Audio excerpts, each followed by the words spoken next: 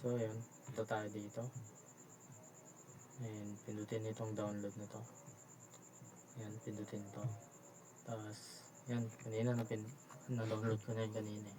Tapos daw pindutin. So yan, next nyo na lang yan. Then mag-back na lang kayo.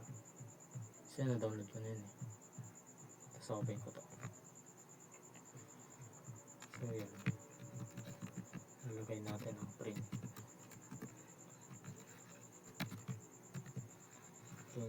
house. Hello world. Ay, hello world. Tapos oops, print.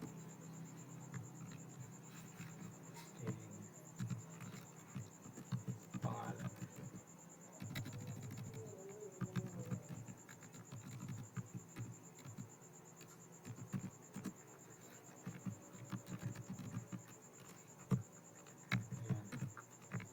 Then run.